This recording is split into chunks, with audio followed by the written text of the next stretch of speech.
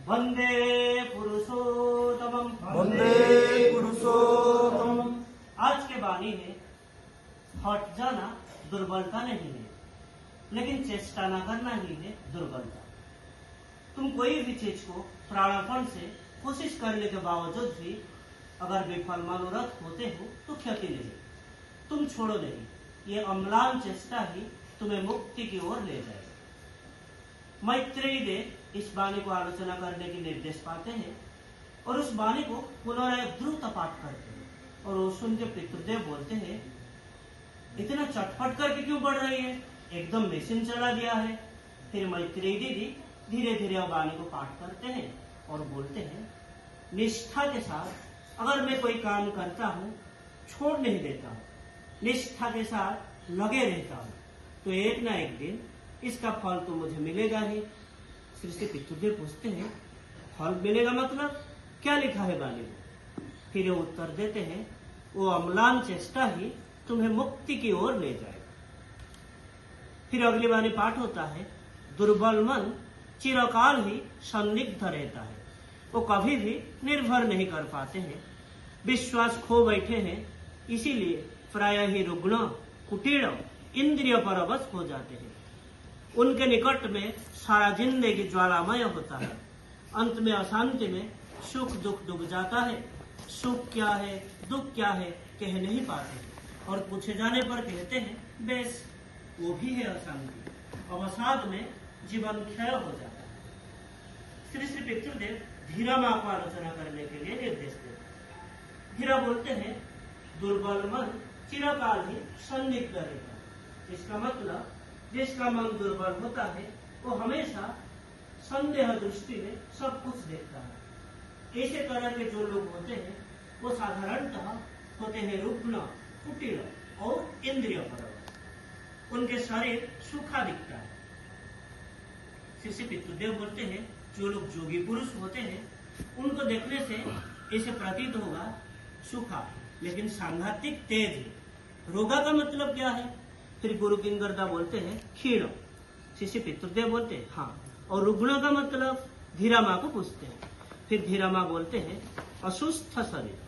शिष्य पितृदेव बोलते हैं, इसका मतलब रोज कुछ ना कुछ उनको लगे रहता है।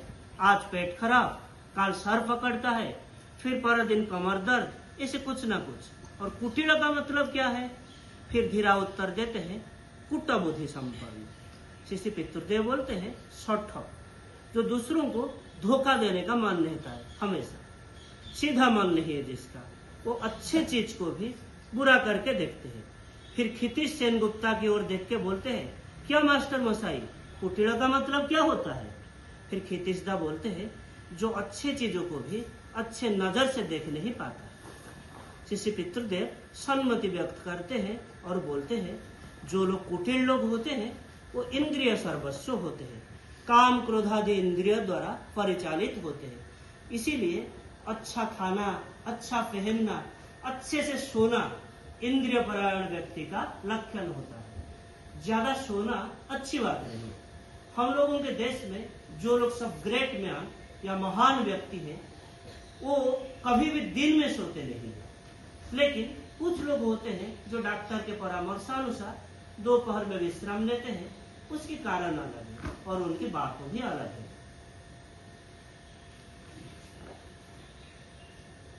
फिर प्रभात चक्रवर्ती दा आलोचना करने के निर्देश पाते हैं। वो वाणी को पुनराय पाठ करते हैं और बोलते हैं, दुर्बल का मतलब शक्तिहीन होता है, जो किसी भी चीज में आस्था नहीं रख पाता। शिष्य पितृदेव बोलते हैं, संदिग्ध का मतलब क्या होता है? फिर वो उत्तर देते हैं, दोदुल्यमान।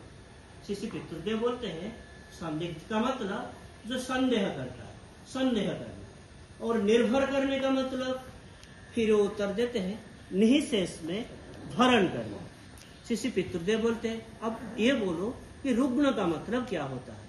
क्षीण, हल्का, ऐसा है कुछ ना? फिर वो उत्तर देते हैं, जी आ गया। शिष्य पितृदेव बोलते हैं, फिर रुग्ण का मतलब होता है रोगयुक्त, कुछ ना कुछ उनको लगे रहता है। और कुटिल का मतलब कोई भी चीज वो सहज भाव से समझते नहीं।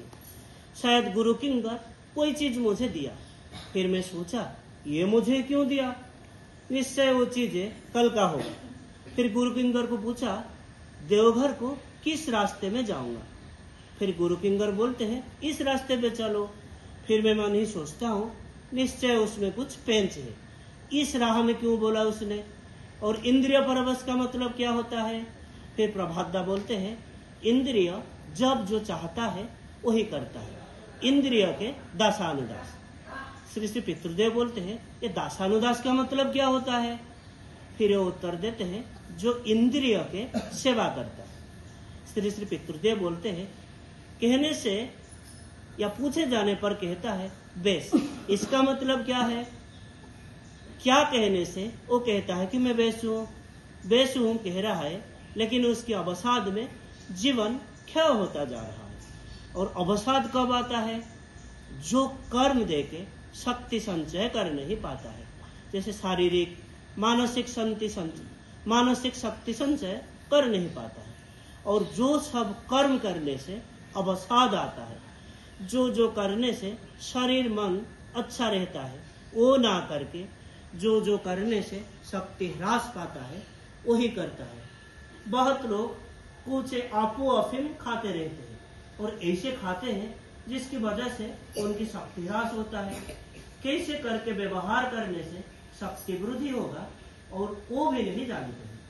इंद्रिय के बस में चलते हैं, इसीलिए वो क्षय के पथ पे चलते हैं। ये घटना पितृदेव के चरण ग्रंथ से 31 मई 1980 से लिया गया था। आज के लिए इतना ही। वंदे पुरुषोत्तमम्। वंदे पुरुषोत्तमम्।